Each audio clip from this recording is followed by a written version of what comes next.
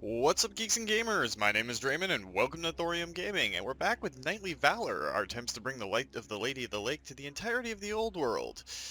And Archaeon of Chaos has shown up.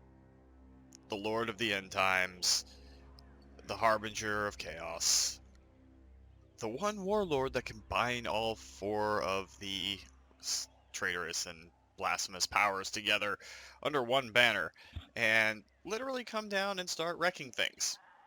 So the Warriors of Chaos just got a massive boost. We do have Thorium, a Greater Demon of Tzeentch, a bunch of Chaos War Beast herds, and in here, just out of our sight range of our hero, which we might be able to change here, is Archaeon the Everchosen. I don't know if he'll get over there right away, but next turn we'll be able to start messing with those armies, because this is where it gets real. So for our own forces, we have Lord Aitatdon going to go up and start destroying a few of the Norskin territories, trying to not necessarily build a foothold, but win some battles up here on our next full turn. That's going to help out. We do have our king, Louen Leoncouer himself, the Lionhearted, if I can actually click on the right thing, getting set up at Couronne. We're going to send him up through the Empire, through Kislev territories, and he's going to go help the Empire over here. We're going to have to fight that battle out anyway. Down in the south, Lord Yogi is almost to the point where he's back as an effective army. We'll send him to the east. And in the lands of Araby, we do have Phoeniux and Grimaldus. They have the Green Knight with them temporarily. Hoping both of them are outside the city. Or they just took the city. So we'll have to let them regenerate a little bit, and then we might go after the followers of Nagash. Have some battles with the Tomb Kings. We'll see how that works out. We know that the Tomb Kings tend to cluster around their main structures, but if we can do that, we'll get in good with Khemri, and we'll be able to fight off any forces that come after us that way. Thibaut de Bois has not yet moved this turn, and we're going to start sending him up this way, just to get some eyes over into the east. We do have a couple of settlements here still, Iron Rock and Barag Dwazbag, which we may have to upgrade as time goes on, when we are able to. Note, when we have the cash to.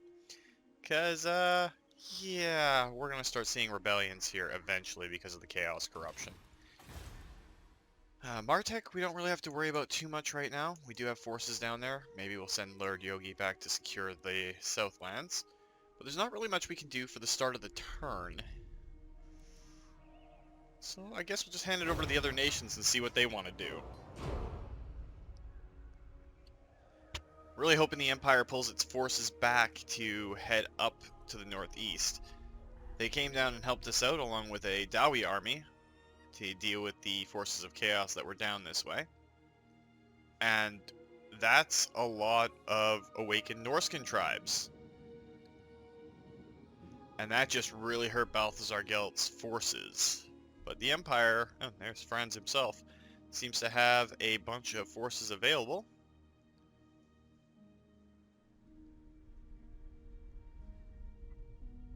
So that's only 2 army stacks we have to deal with. And Volkmar the Grim, is he going to take on Erengrad? No, he's going to bypass it. Probably head around to Norden, help out the Kislevites there. No idea where this general is going, but north and east is a good idea right now. Get set up to fight the Warriors of Chaos as they come in. We didn't see Sigvald, and we did not see the Dragon Ogre Shaggoth King. It's a lot of words to put together that are not easy to say. But he's also up there. Koltek Sun Eater, I believe is his name. Something along those lines. I never really play Chaos. Neither in Fantasy, and no, it's not Age of Sigmar where we play Fantasy, or in 40k, because I play Bretonnia, High Elves, and a few Lizardmen in Fantasy, but they've been boxed up for a while since the whole Age of Sigmar thing came out. And in 40k, I play Loyalists, so I don't delve too deep into chaos and traitors.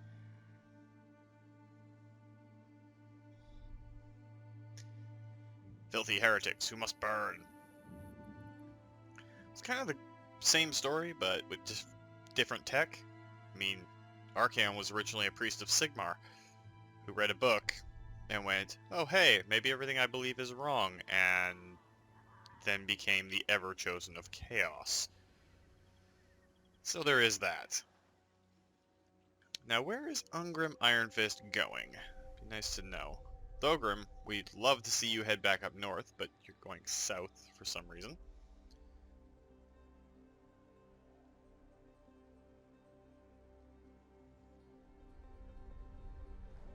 There's a Rune Priest Lord.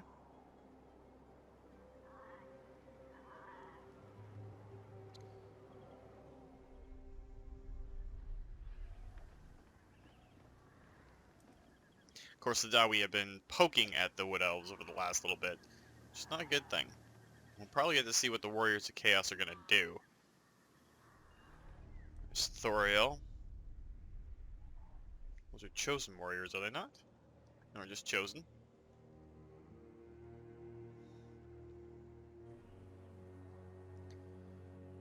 And there's Archaeon the Everchosen himself. And he's coming in fully equipped and fully geared, so we are going to be dealing with a very, very, very powerful lord. He is one of the most devastating legendary lords in close combat, and even in the magical aspect of a fight. That's in the game. Like, yeah, Archaeon's just broken. I have played through one Chaos playthrough because, well, every now and then you just want to see the world burn. But he is just brutal. He's a close combat monster, and he has spells available to him. So, he can do it all, and he does it all very, very well. So we're going to be dealing with the fallout over a lot of places. Hopefully Lord Aitatdon's forces can take on the Norskins pretty well. Probably going to get a fight this episode. There's even more Chaos Warriors. Grimaldus and Phoeniux might have to stay there and just bunker up if there's even more servants or puppets of Chaos. I can't remember which one purple is and which one blue is at the moment. But if they've formed another set of fleets down on the southwestern coast of Araby, then we might have to fight that off. Maybe even bring Yogi in so that we can triple up on our forces while dealing blows to them. Because again, Chaos Warriors, especially the ones with the halberds, are just evil. They are so strong, it is not even funny.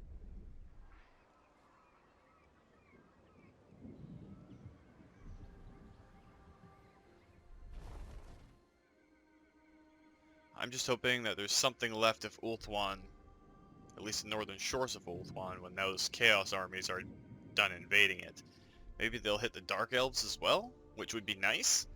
Like, extremely nice. Like, very, very, very, very extremely nice. And Alariel's moving up too, so it's always a good sign.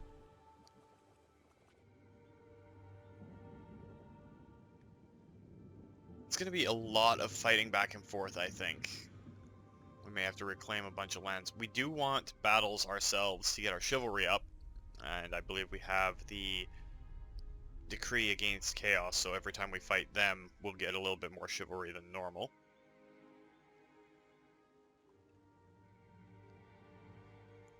And is Krokgar actually going to win out against the Court of Liberus?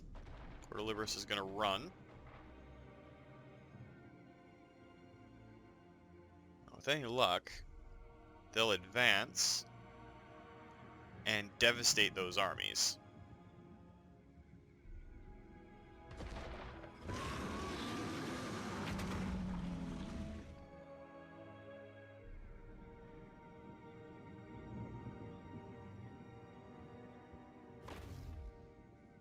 Alright, way to go, Krokgar. That takes care of a lot of undead down there. He always seems to have at least 3 monstrous creatures with him. Of course, it is the lizard men, so big as heck. Dinosaurs is always going to be a good thing with them. Let's see what the Druki do. I've been thinking about speeding up the in-between parts, but it gives me a lot of time to chat about what the enemy forces are doing and to form our strategy, because I do this off the cuff a lot, and it doesn't let me plan out what I want to do, so I'm thinking while I'm running my mouth.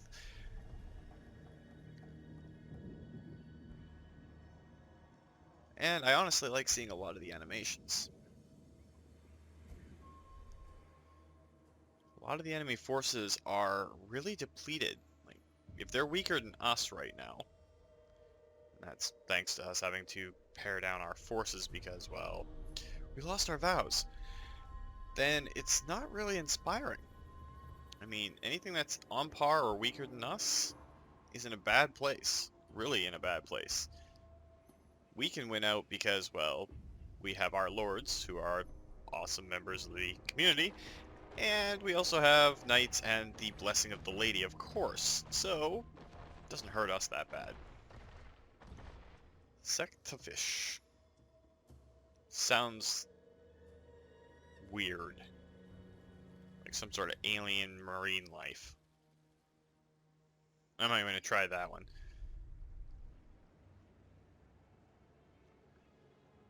So many skills on a lot of these characters as we've been going up. It's a level 32 Lich Priest, so that's got a lot going for it. Have to see how Khemri is going to work around.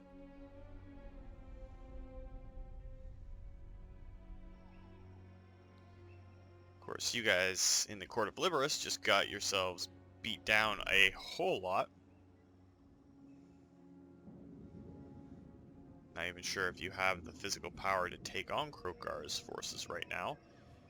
Unless Khalida devastates one of the armies.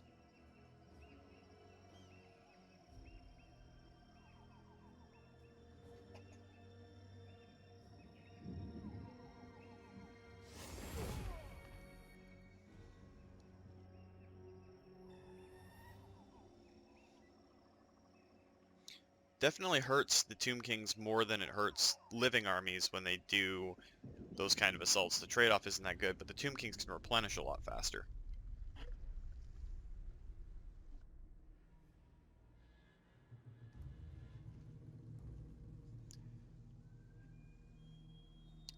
And then our friends in the Grey Mountains.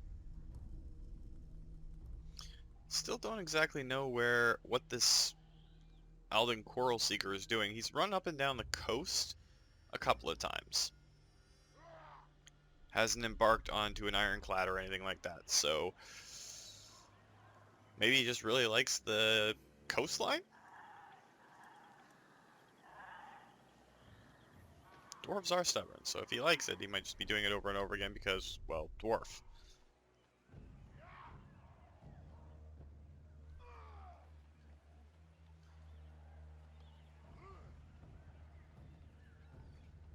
Alright, so the puppets are blue and the servants are purple. There's an ironic name for a Chaos Warlord. Mercy. Are they going to take on... They did try to take on the Black Ark, but the Black Ark retreated. Let's see if they follow through. Well, there's one less Chaos stack. And one less Black Ark. Doesn't even look like that Chaos stack took too much damage for defeating that Black Ark, which is a little worrying, to be perfectly honest.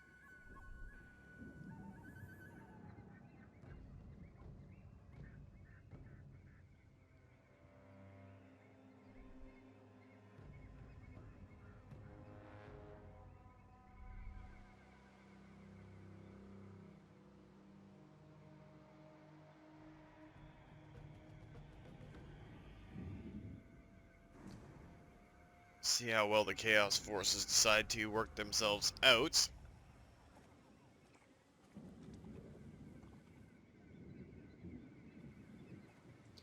I think Toranlek might actually get hit here.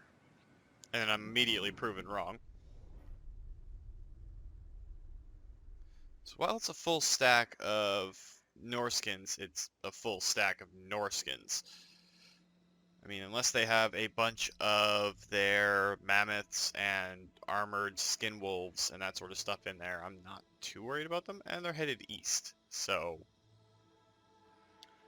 not a threat to us right now. Right, let's see what everyone's up to. Do you know who I am? Lord Aitatdon has not moved. He's in normal stance. Honor and glory. Let's see if we can get to the Troll Fjord. Not The lady quite. wills it. Sallying So forth. next turn we'll definitely get him fighting. Phoenix. Our lady demands it. Alright, so we got a thug out of it. Successfully assaulted Archaeon the Everchosen. That's a lot of hell cannons. A lot of chosen. Looks like Phoenix took out a few trolls, which isn't bad.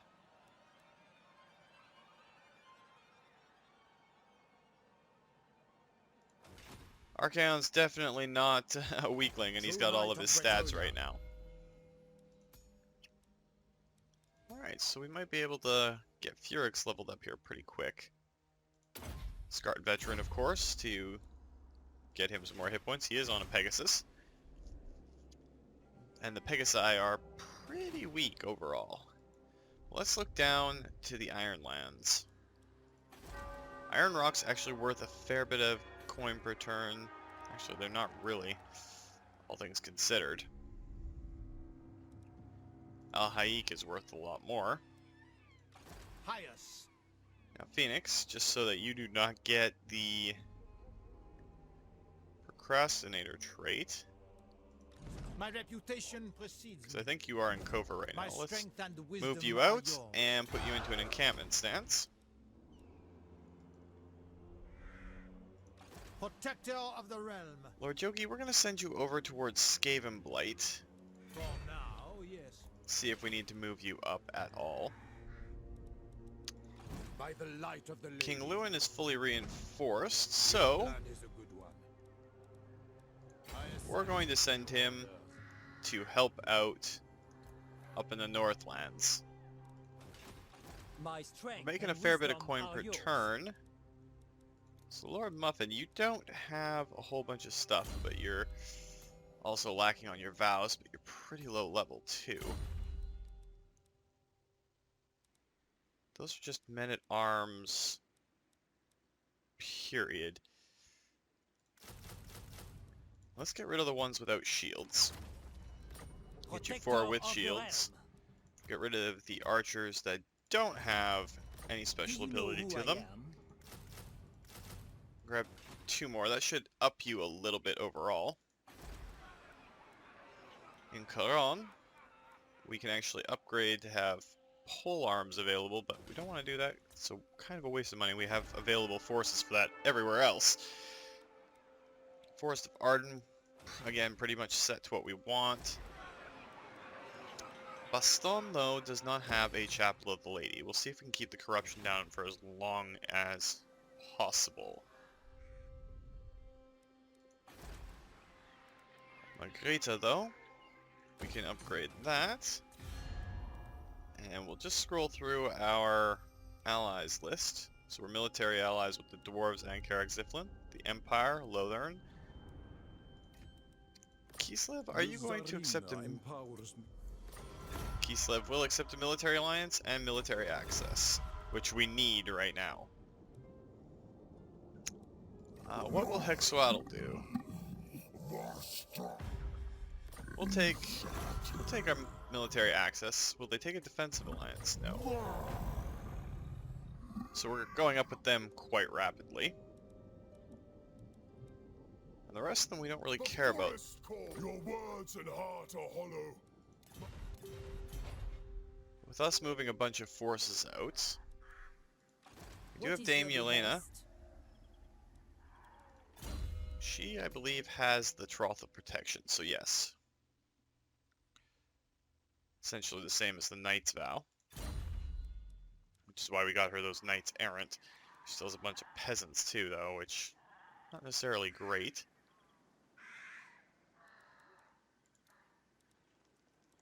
And we can't really afford to get her much else, so we'll just hold off on that for now. I would like it if our relations with the Wood Elves would go a lot higher, but see how that goes. Our hero actions against chaos as Archaeon moves down will help out our relationship with the Wood Elves. Maybe we can get to the point where we can get a non-aggression pact with them. Should set things up perfectly. Let's hand it off to the other nations and see what they do. Pretty soon here we'll be able to do a Borderlands 3 experience because... Oh, forgot to move Thibault de Bois, his full range. September 11th, I believe, is when it comes to Steam and other related platforms. I'm really looking forward to that. I'm a huge fan of the Borderlands series, so might enjoy it with all of you guys, which would be great.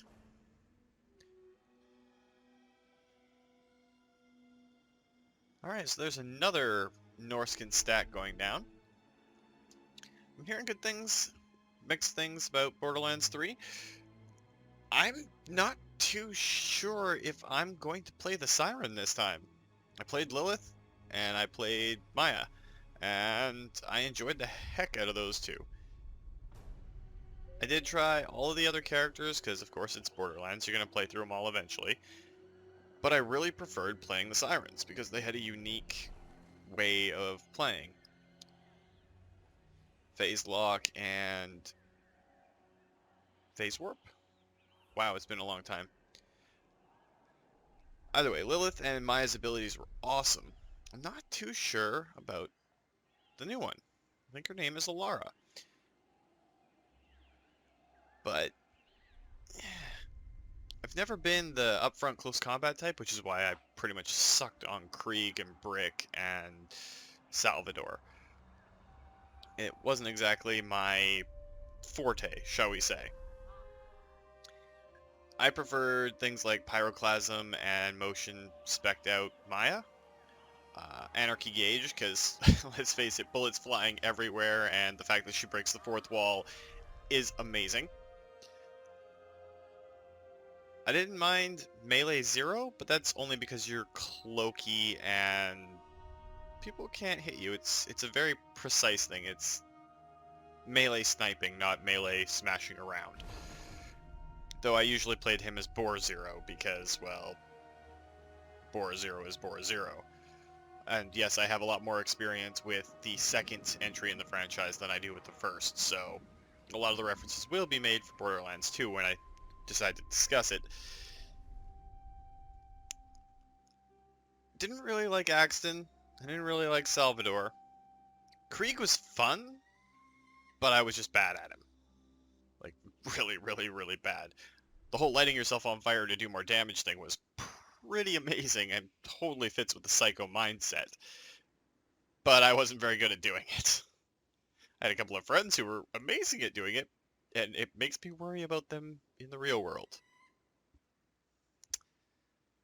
Agnew happens to be one of the people who plays a good Krieg, so that should explain a lot. But overall, I don't know about the new Siren. It just doesn't seem like Phase Walk or Phase Lock. Her multiple arms ability, I'm guessing it's an AoE sort of thing, ground pound, from what I've seen from the videos. I haven't looked into it too much because I'm trying to stay as hands off of it for as long as I can until I actually get to sit down and play, because that's generally how I like to do things. The lady with the giant robot looks like a heck of a lot of fun. Not really into the Beastmaster.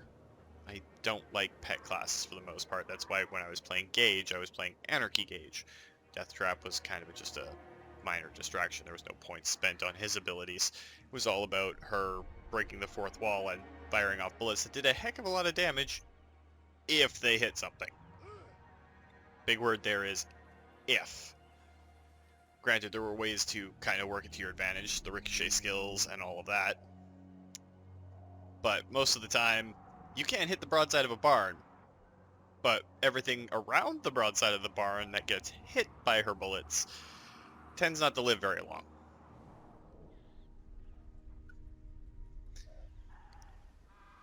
And I don't... there's the Infiltrator, who's kind of like a Handsome Jack remake from the pre-sequel, which is a game I never actually finished because I got so bored with it by comparison. I was trying to just play it for the story, and it was like, no, no. I played a melee Athena in that, and I was actually enjoying that. I was enjoying playing a melee character for once, but the story was just so drug out. It was so slow paced, and there was not as many interesting characters, to be honest. There just wasn't enough to draw my geeky butt in, because I don't know what it is. It was the uniqueness of the characters and the way they interacted in Borderlands 1 and 2 that made it special, that made it something worthwhile. Sure, some of the characters were okay, but you can't really replace Marcus or Tannis, Ellie. I hate to say it, but Scooter, even though Scooter drove me up the wall. Moxie is even downplayed in it. She kind of loses that veneer of, I don't know what the right word is. Her attractive veneer falls away, and instead of seeing the vulnerable lady that she actually is, and how she's used her feminine wiles, shall we say, to keep herself emotionally stable, she just seems bland. Like, this is Moxie we're talking about here. One of the coolest side characters in the entire series. And there's no Tiny Tina. And let's face it, without Tiny Tina, it's just not the same. You need the world's deadliest 13-year-old. I am looking forward to seeing her grown up a bit, but I'm also terrified of seeing a more grown-up Tiny Tina because she's not going to grow up. She's going to blow up. That's pretty much how that young lady is going to work. But we'll see. Pretty quick here, I'll be able to dive right into that, and we'll see how it goes out, how it plays out. Some of the new guns, like the ones that run upstairs and everything, and watching Claptrap get dissed there is awesome too. While I hate Claptrap as a character, I do feel bad for what happened to his voice actor, it is fun watching him get played off of for being, you know, a dork. I mean, even Claptrap was a good character, and the Claptrap you got to play as in the pre-sequel was not as much fun. Just wasn't. Sure, he was random and everything, but just no. I even tried the other characters, and it was just, I couldn't get gripped. No Siren, so automatically I'm a little bit more sad, which is why Borderlands 3 is making me sad right now, because the Siren does not look like the same kind of fun. What? I know what I like, and yeah, the very light, lithe characters when it comes to games like that is what I like. High speed, low drag, lots of shooting, lots of weird spell-like abilities. Yeah, sure, I may not be able to take a hit, but I can deal a lot of damage to you. That's how I generally play first-person shooters. Even the RPG ones. So we'll see how it works out. I'm looking forward to it, and I'm not looking forward to it all at the same time. So we'll see. Could be great, could be terrible. I'm just hoping it's not another Fallout 4. Or not Fallout 4, Fallout 76. Fallout 4 was great. What am I talking about? Bad Dre. Fallout 4 was awesome. Fallout 76 was another disappointment. So, after getting burned that badly, I'm keeping my hype to a minimum. Well, as much of a minimum as I can, because let's face it, I'm a spazzy geek who loves certain series and wants to see them succeed. And yeah, the hype is part of that. I won't pre-order or do any of that sort of stuff anymore because, well, corporate gaming has kind of, well, they kind of blew their chance at faith and loyalty from customers because of all the shady stuff they've pulled. Looking at you, EA. But I gotta keep the hype down because I don't want another massive, massive disappointment. I was so looking forward to doing a 76 playthrough. And I took the first look in the beta that I got into, the open beta, and I just couldn't play it. It wasn't Fallout. It was them taking a survival genre game, essentially, and trying to put a Fallout skin on it, and that's not what we wanted. I know I've been ranting off topic and not really paying attention to the army movements in the background, but really, sometimes you just need a tangent day. I guess I'm venting today about gaming in general. That said, I'm also really looking forward on something positive, I should say. Kislev? No, we're not going to join the war against Molder yet. I'm looking forward to the new Lords Pack and some of the changes that they're making to forts and sieges when that new Lords Pack comes out for the game we're currently playing. I don't think it's going to fix the problems because the sieges are by themselves broken. But the forts might have a unique twist or take on certain parts of it. Be interesting to see, but I'm really looking forward to the new Legendary Lords. Every time they add a new Legendary Lord in, it's a lot of fun. It really adds to the experience. Battletech has been just brilliant lately. Been playing a lot of it in my personal time. Well, little personal time I've had over the last week and a half. But it's it's just so much fun. And I'm looking forward to seeing where our Thorium Mercs LP goes, because, well, it's going to ramp up from where we're at right now. It's going to be great. But that game is awesome. Just there's a few out there that I'm looking at. I'm not so sure.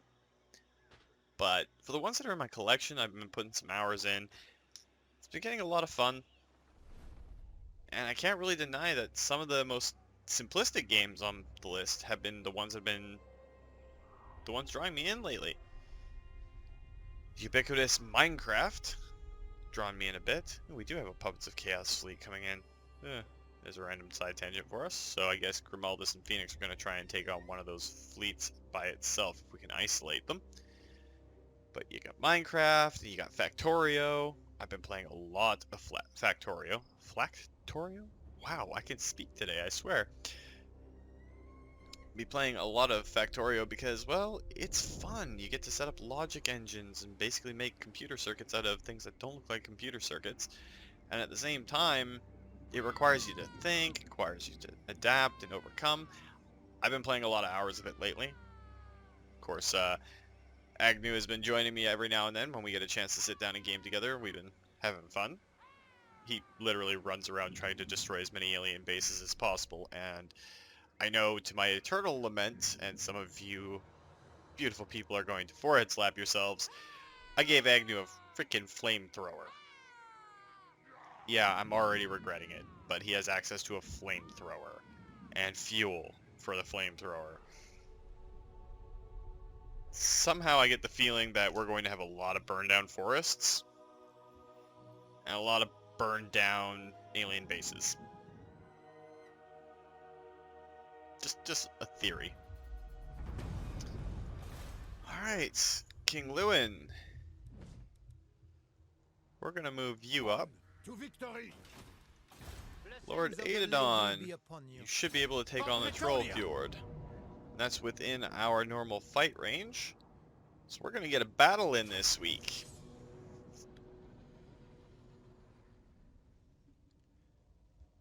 This should give us Aslog the Fang in the Night. That is a pretty wicked name. Too bad it's not going to help you any.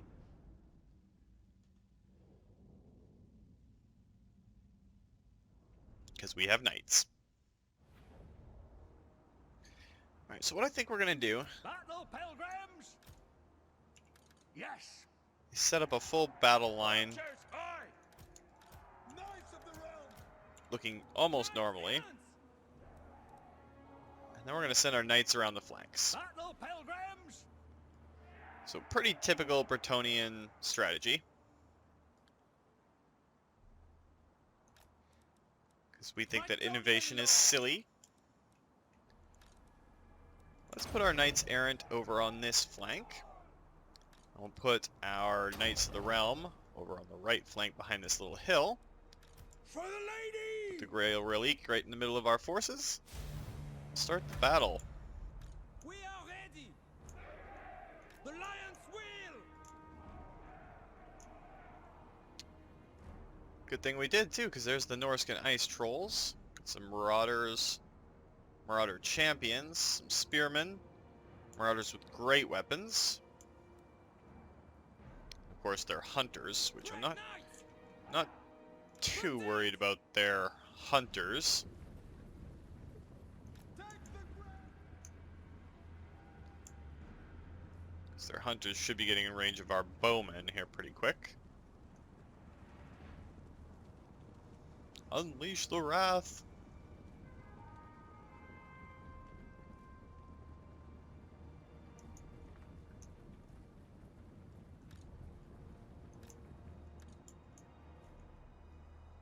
Post haste! Is this actually going to be just a straight up crunch time sort of situation where we're going to get to charge them in the rear across the entire line? Because that would be pretty freaking amazing. It does look like we're going to get to do a single solitary crunch. Lord of Bretonia! Show chivalry, men! I am with you! Okay, this is a rather amazing situation for us. Knights errant! Ready for battle! Born knights! On to glory! Charge! For Bretonia! Protector of the realm! They just straight up walked across the field at us, which allowed for these devastating rear charges from our knights.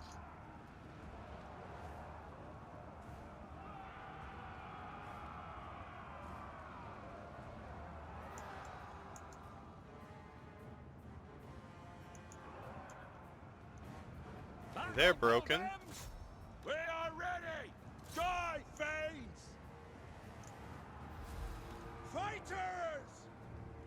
For the Grail!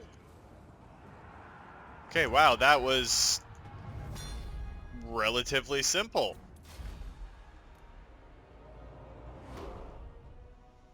Not much of a fight. We still lost 145 people, mostly peasants. But we killed 5 to 1, 4.5 to 1. I can't believe they just charged at us like that.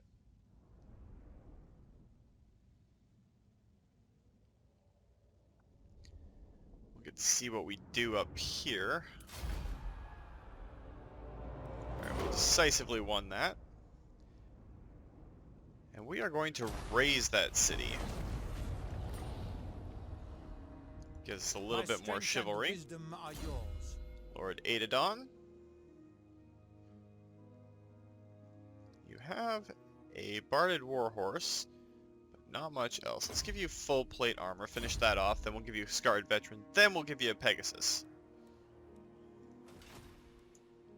The next thing that you can go after is Bjornling's Gathering. It's got a much larger garrison. Maybe we'll go after Pack Ice Bay. Should be down there. No, that's where Wulfric the Wanderer was. We can go up to Serpent Jetty and fight up that way. Now, did that get you closer to your vow? We have to win a battle at sea for that vow. That is not what we're doing right now.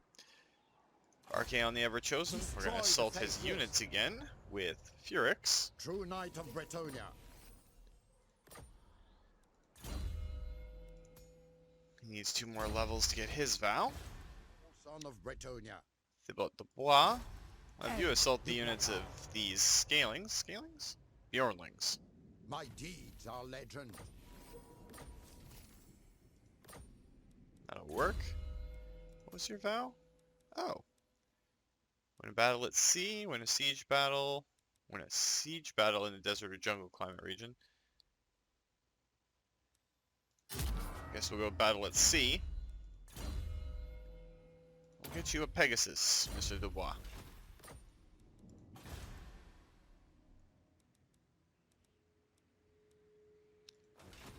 I don't think we're going to raise that up too much. We have to worry about whatever these guys down here are doing.